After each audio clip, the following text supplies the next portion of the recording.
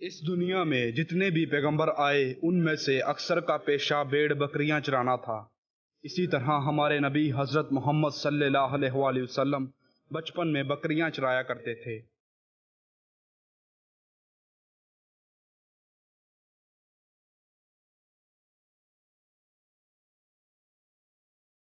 آپ صلی اللہ علیہ وآلہ وسلم قبیلہ بنو سعد کی بکریاں چرایا کرتے تھے، اور مکہ میں بھی اہل مکہ کی بکریاں چند قرات کے عوض چراتے رہے۔ جب آپ صلی اللہ علیہ وآلہ وسلم کی عمر 25 سال کی ہوئی تو مکہ میں آپ کی ایمانداری کے چرچے ہونے لگے، اور لوگ آپ صلی اللہ علیہ وآلہ وسلم کی سچائی اور اخلاق کے اعلیٰ درجے سے واقف ہونے لگے۔ اور جب یہ باتیں عرب کی ایک معزز اور مالدار تاجر خاتون حضرت ختیجہ بنت خولید تک پہنچی تو حضرت ختیجہ نے ایک پیغام کے ذریعے حضرت محمد صلی اللہ علیہ وآلہ وسلم کو پیشکش کی کہ آپ صلی اللہ علیہ وآلہ وسلم میرا مال لے کر ان کے غلام مصرع کے ساتھ تجارت کے لیے ملک شام تشریف لے جائیں، اور آپ صلی اللہ علیہ وآلہ وسلم کو ان کا منافع دیا جائے گا، اور یہ منافع دوسرے تاجروں کی نسبت زیادہ ہوگا۔ آپ صلی اللہ علیہ وآلہ وسلم نے یہ پیشکش قبول کی اور حضرت ختیجہ بنت خولید کا مال لے کر ان کے غلام مصرع کے ساتھ ملک شام کو تشریف لے گئے۔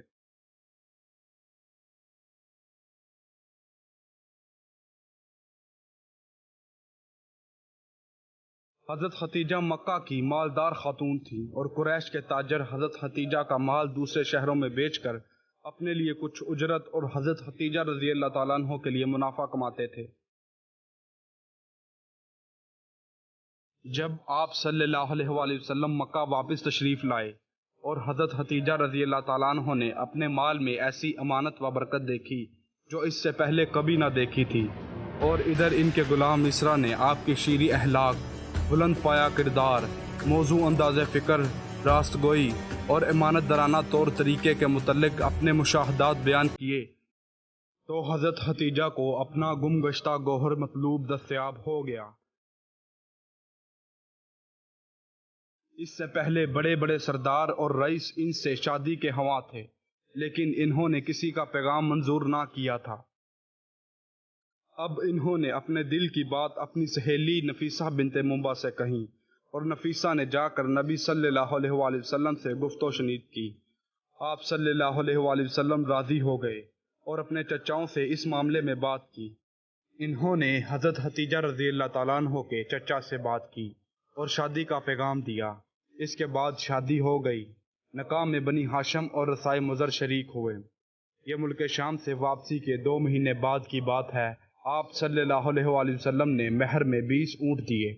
اس وقت حضرت ختیجہ رضی اللہ تعالیٰ عنہ کی عمر 40 سال تھی اور آپ طلاق یافتہ تھیں۔ حضرت ختیجہ رضی اللہ تعالیٰ عنہ نسب و دولت اور سوجھ بوجھ کے لحاظ سے اپنی قوم کی سب سے معزز اور افضل خاتون تھیں۔ یہ پہلی خاتون تھیں جن سے رسول اللہ صلی اللہ علیہ وآلہ وسلم نے شادی کی، اور ان کی وفات تک کسی دوسری خاتون سے شادی نہیں کی۔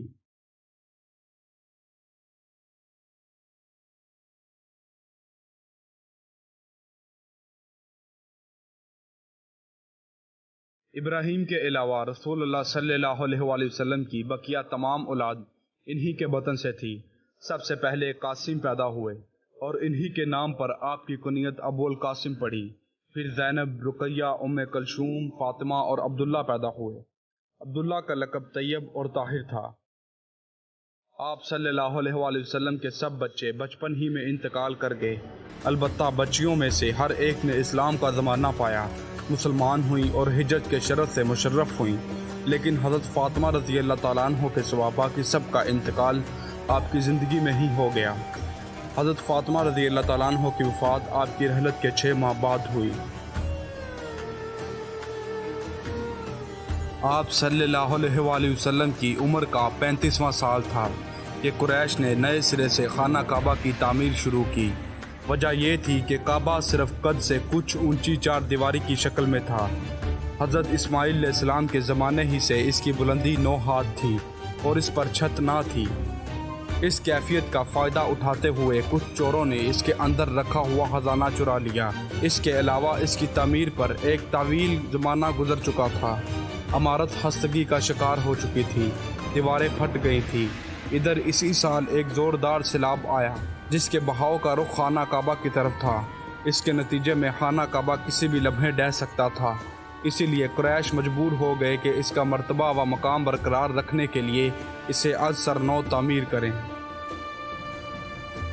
اس مرحلے پر قریش نے یہ متفقہ فیصلہ کیا کہ خانہ کعبہ کی تعمیر میں صرف حلال رقم ہی استعمال کریں گے، اس میں سود کی دولت اور کسی کا ناحق لیا ہوا مال استعمال نہیں ہونے دیں گے۔ نئی تعمیر کے لیے پرانی عمارت کو ڈھانا ضروری تھا، لیکن کسی کو ڈھانے کی جرت نہیں ہوتی تھی۔ بالآخر ولید بن مغیرہ مخزومی نے ابتدا کی۔ جب لوگوں نے دیکھا کہ اس پر کوئی آفت نہیں ٹوٹی تو باقی لوگوں نے بھی اسے ڈھانا شروع کر دیا، اور جب قواعد ابراہیم تک ڈھا چکے تو تعمیر کا آغاز کیا۔ تعمیر کے لیے الگ الگ ہر قبیلے کا حصہ مقرر تھا، اور ہر قبیلے نے علیحدہ علیحدہ پتھر کے ڈھیر لگا رکھے تھے۔ تعمیر شروع ہوئی۔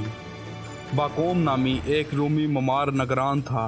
جب عمارت حجرہ اسود تک بلند ہو چکی تو یہ جھگڑا اٹھ کھڑا ہوا کہ حجرہ اسود کو اس کی جگہ رکھنے کا شرف و امتیاز کسے حاصل ہو۔ یہ جھگڑا 5 روز تک جاری رہا، اور رفتہ رفتہ اس قدر شدت اختیار کر گیا کہ معلوم ہوتا تھا کہ سرزمین حرم میں سخت خون خرابہ ہو جائے گا۔ لیکن ابو امیہ مخزومی نے یہ کہہ کر فیصلے کی ایک صورت پیدا کر دی: مسجد الحرام کے دروازے سے دوسرے دن جو شخص سب سے پہلے داخل ہوگا ہم اس کا فیصلہ مان لیں گے۔ لوگوں نے یہ تجویز منظور کر لی۔ اللہ کی مشیت کے اس کے بعد سب سے پہلے رسول اللہ صلی اللہ علیہ وآلہ وسلم تشریف لائے۔ لوگوں نے آپ کو دیکھا تو چیخ پڑے: یہ امین ہیں، ہم ان سے راضی ہیں، یہ محمد صلی اللہ علیہ وآلہ وسلم ہیں۔ پھر جب آپ صلی اللہ علیہ وآلہ وسلم ان کے قریب پہنچے اور انہوں نے آپ صلی اللہ علیہ وآلہ وسلم کو معاملے کی تفصیل بتائی تو آپ صلی اللہ علیہ وآلہ وسلم نے ایک چادر طلب کی، بیچ میں حجرہ اسود رکھا اور متنازع قبائل کے سرداروں سے کہا کہ آپ سب حضرات چادر کا کنارہ پکڑ کر اوپر اٹھائیں۔ انہوں نے ایسا ہی کیا۔ جب چادر حجرہ اسود کے مقام تک پہنچ گئی تو آپ صلی اللہ علیہ وآلہ وسلم نے اپنے دستے مبارک سے حجرہ اسود کو اس کے مقررہ جگہ پر رکھ دیا۔ یہ بڑا معقول فیصلہ تھا، اس پر ساری قوم راضی ہو گئی۔